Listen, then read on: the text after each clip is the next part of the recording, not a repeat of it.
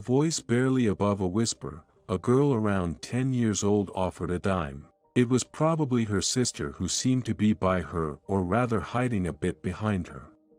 With tears in her eyes, she desperately clinging to the hem of her sister's shirt. I was just looking around the store, right before closing time. In our town, there are folks who cruelly mock and laugh at these sisters, struggling to stave off hunger.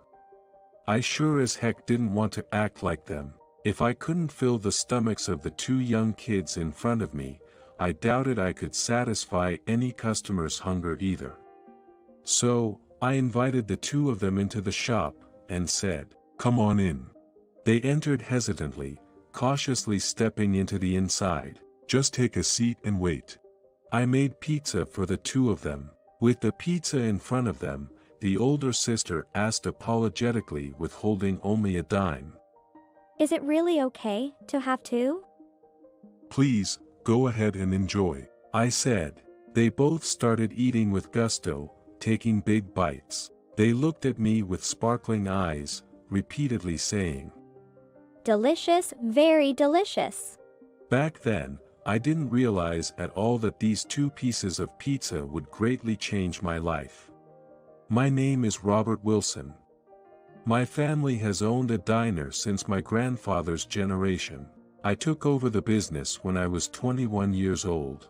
Fresh with a chef's license, I was eager to learn everything from my father, and excited about the prospect of running the diner with my parents. However, just a few months into working together, my father was diagnosed with a serious illness. Consequently, my mother devoted herself to his care. Suddenly, I found myself managing the diner alone. It was not that I lacked skills at the time. I had helped out a lot since I was young, and was deeply familiar with the taste of our dishes. But replicating the flavors of my father and grandfather proved to be a challenge. Struggling to recreate those tastes was a daily frustration. As I struggled with the management, our regular customers were incredibly supportive. Robert, this is really good too. Robert, you're really doing a great job. Even that kindness felt like pressure to me back then. Everyone wanted that taste, and no matter how much I tried, I couldn't replicate the flavors of predecessors. After I started working, my classmate named Chris would often come to the diner. Same as ever at this place. He'd say, he came from a wealthy family, and had been calling my family's diner shabby, and a bottom-tier place since we were in elementary school, always finding ways to belittle me. He'd come to the diner to boast about his glamorous college life. Man, unlike you, I get to go to classes whenever I like, hang out at the club, and just enjoy college life to the fullest. I don't even need to work because I've got money, and yet, here you are, sweating it out at this age. Truly a loser. He'd say, laughing mockingly. He'd insult me in front of customers without even ordering anything and then leave. But I didn't have the luxury of getting angry at him. I was too anxious because I lacked confidence in my cooking. I was 21, and I thought I could handle anything, but reality was far from sweet. My confidence was fading fast. My father's condition wasn't improving, and I was feeling pretty down. One day, as I was closing up the shop, I heard a faint voice. Excuse me. Coming from a hidden spot. When I turned around, I was surprised to see a pair of sisters in tattered clothes. The girl who looked older sister held out a dime and said, Could we have something to eat with this, please? The younger sister was pulling at her sibling's sleeve, hiding behind her. Come on in, I said, and invited them into the shop. They entered timidly. Just find a seat and wait. They were looking around nervously. They must have been scared. I had some extra bacon, so I decided to make pizza. Given their appearance, I wondered if they had eaten anything in days. They were that emaciated. Considering their health and not wanting to strain their stomachs, I made 2 thin slices of pizza with a lot of tomatoes and bacons. The two brightened up at the sight of the pizza in front of them. Then, the older sister said apologetically, We can't accept something so amazing for just a dime. The younger sister was also holding back, looking towards her older sister. Just then, both of their stomachs growled loudly. I couldn't help but laugh. They both gave a sheepish grin. I persuaded her, saying, "It's food that would go to waste anyway, so go ahead and eat." They tearfully ate, exclaiming, Delicious, very delicious. and finished everything in no time. Seeing them eat like that really made my day. I was moved to see someone enjoy my cooking so much they cried. After they finished eating, I asked for their names. Other than learning the older sister was 11-year-old Sarah and the younger was 6-year-old Mary, I didn't pry further. It was clear they were carrying some burden. That's why I didn't want to hurt them with careless words. I thought there wasn't much more I could do for those kids. Yet, I was so happy to see them enjoy their meal like that. Without thinking, I blurted out, "If you guys are okay, would you like to come by tomorrow to help reduce food waste and taste test our products?" It wasn't a lie. I saw hope in the way they relished my food, saying it was delicious. I realized I could bring joy to people with my cooking. After that, the sisters started coming to the diner every night. I began tailoring my dishes to the girls to various sorts of pizza. As I experimented, my fixation on recreating my father and grandfather's flavors started to fade. Something inside me changed. I began to focus solely on considering the diner's patrons. Both my father being in the hospital and my mother checked on the diner, and they and even our regulars embraced the change in taste. My father even encouraged me, saying, "Make the diner uniquely yours." The regulars also began to notice, saying, Robert, your cooking is even better now. It's great that it's so you. I started to take genuine pleasure in their compliments. The sisters quickly perked up and grew fond of me. Though they still called me uncle, despite my being only 21, being called uncle at that age was quite a shock, I must have admit. Every night, they'd come in excitedly asking, Uncle, what's for today? I'd prefer to be called uncle, starting at 40. At that time, brother would do. As long as those two were happy, that's what matters. Sarah always asked how to cook dishes. Mary showed me her portraits and prized sketches. Their interactions were a balm to my soul. However, one night, they came with bruises on their faces. Mom said it's shameful to accept help. So, we won't come here anymore. They told me sadly, and left the diner. I was shocked. Never thought my good intentions could hurt them. I was filled with remorse. The next day, as if he had been lying in wait, Chris came in and provocatively said in front of everyone, I heard you've been bringing little kids into your place. That made my blood boil. Stop it. Spreading nasty rumors now. How dare you? In my anger, I punched him. My hand moved before my brain. That only made him amplify the drama, leading to a minor incident with the police. After that, it was one thing after another. First, my father lost his battle with illness. My mother worn down from years of caregiving, and 6 months later, she followed him as well. I was left with the diner and a pile of debt from my father's medical bills. I kept the diner going, serving the regulars, but they aged alongside me. After 20 years, it's no wonder that no one comes around anymore. The debt was still there, and continuing the diner might mean sinking further into it.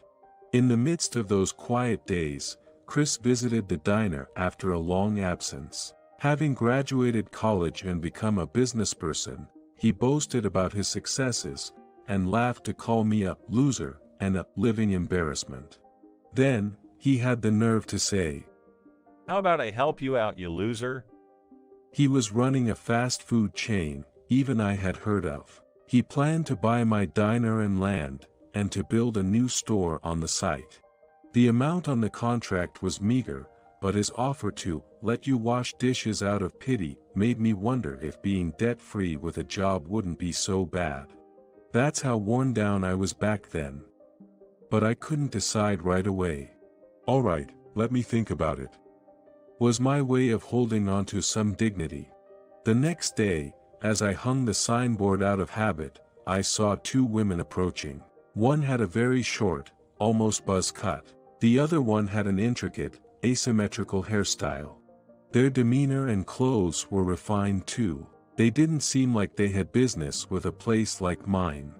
Thinking that, I retreated inside, only for them to follow. Their entrance surprised me. They looked around, speechless. Given the lack of upkeep, it wasn't surprising.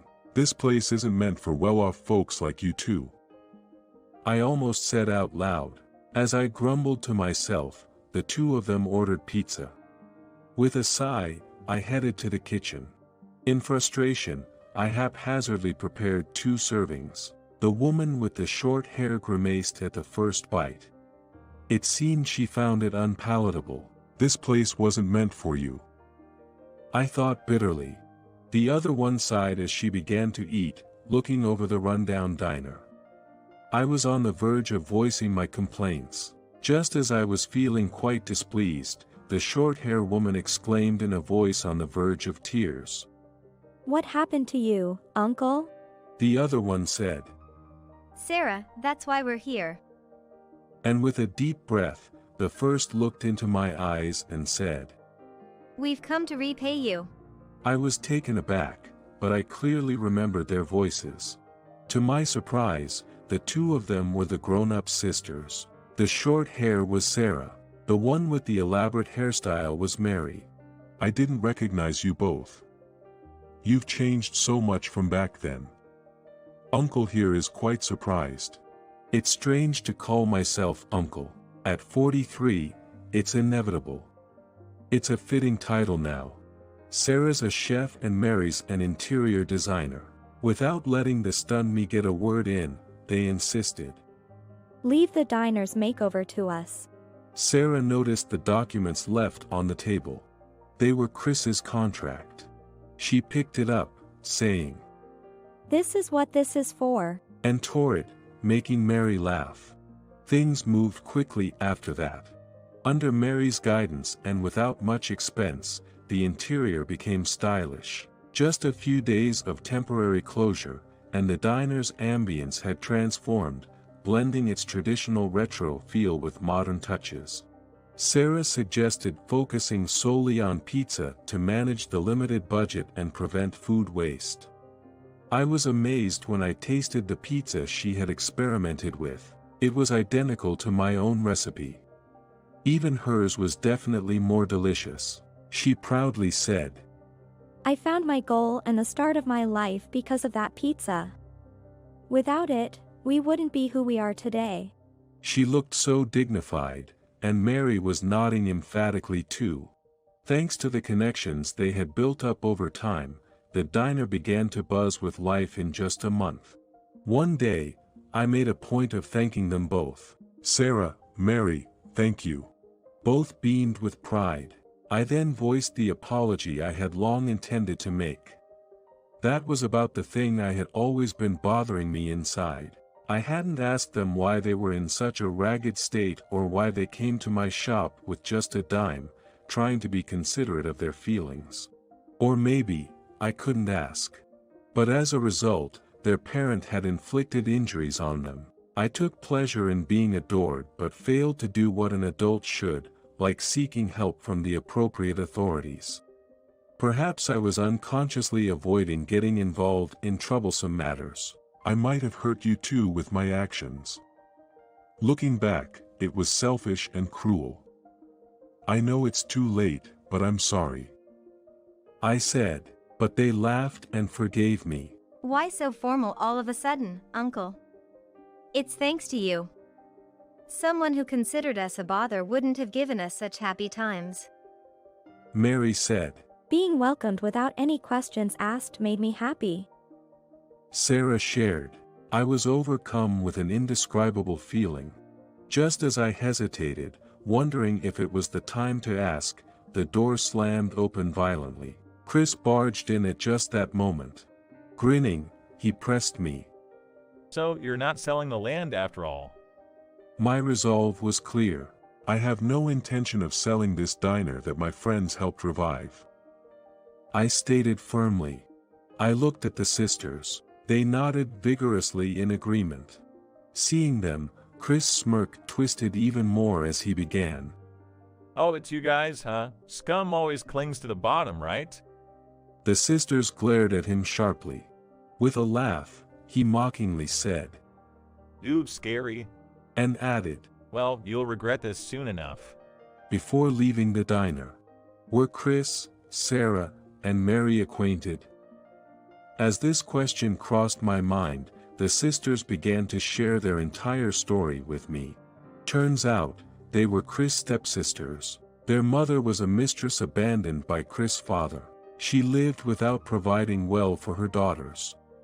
Yet, she had high pride and forbade them from accepting any charity. Occasionally, Chris and his father would come to gloat over Sarah's and Mary's hardship, hurling insults, while their mother would cling in desperation to Chris' father only to be pushed away, such a recurring scene. Despising that, the sisters would wander the streets at night with just a few coins.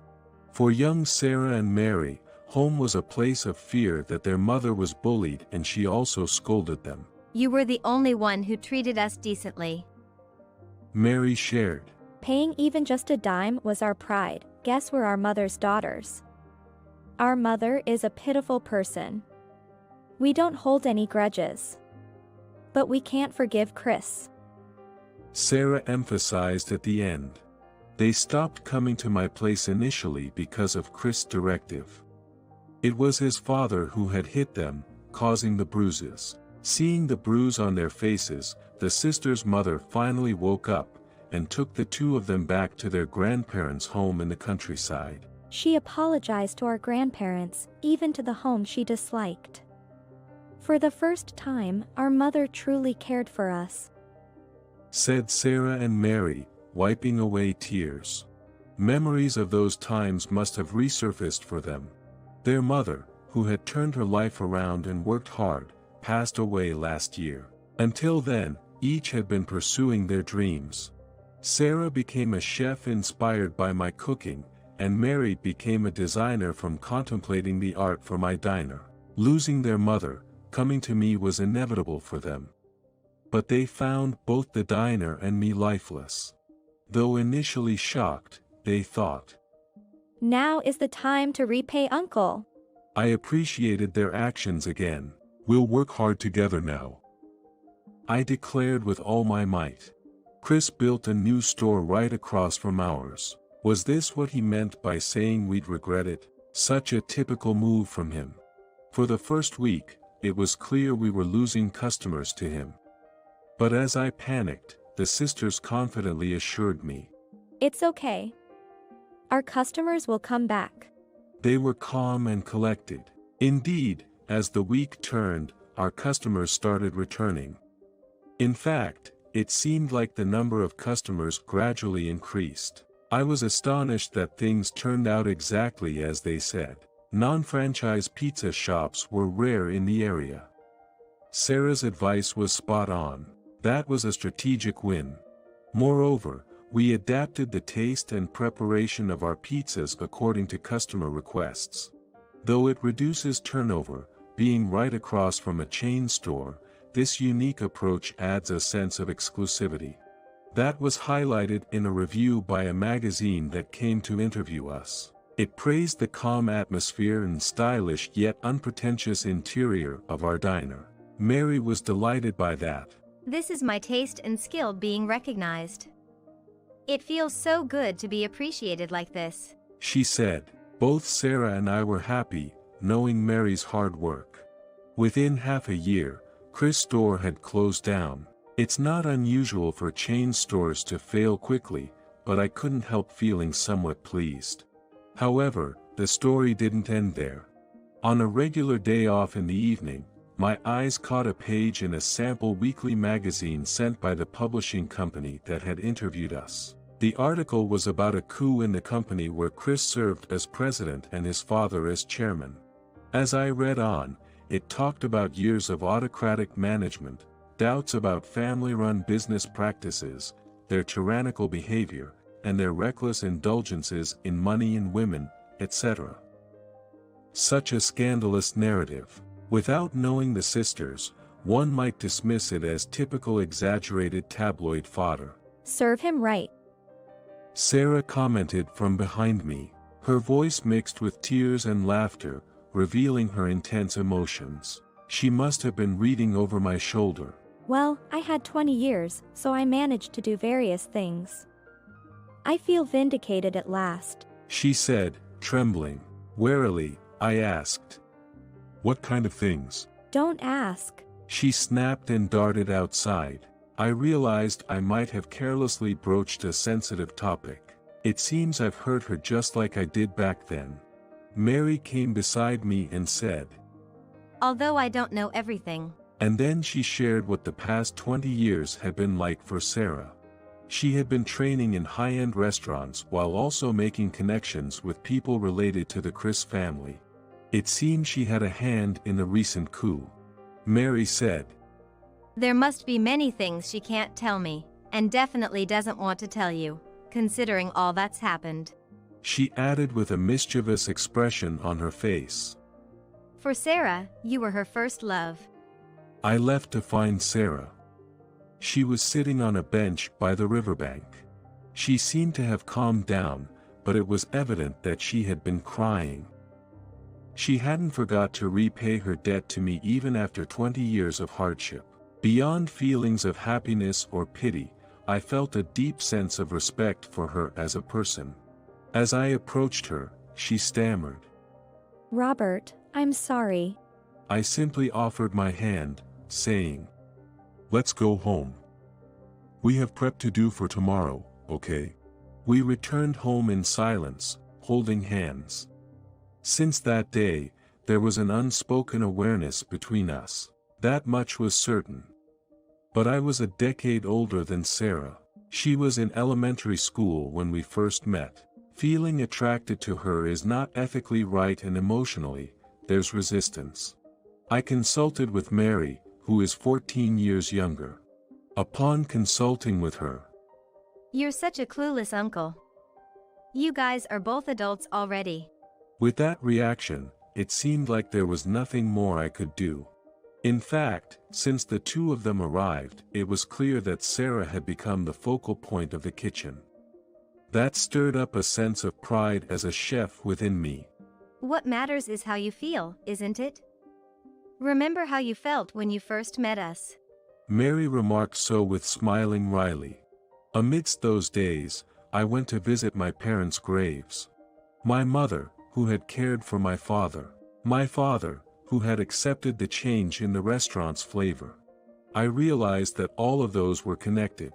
When I served a pizza to the worn-out sisters, it was all linked to the small gestures of kindness and effort I had put in. The most important thing is kindness. I wanted to bless Sarah for the next 20 or 30 years and beyond. Though I couldn't quite bring myself to say it, one day, she fell ill with a cold. After a few days, when Sarah said, I feel like I need something more substantial than just plain chicken soup. I made her the same pizza as I did back then. As I watched her enjoy the pizza with propping up in bed, the words, Let's get married, just slipped out of my mouth naturally. She also replied with a simple, Yes. Thus, we got married, and lived together as a family of 3 on the second floor of the shop. Mary mentioned that she was thinking of finding her own place, but Sarah said she'd feel lonely and convinced Mary. I also believe that our home is complete only when all 3 of us are together. We'll continue living together with care for each other, delivering kindness to our customers.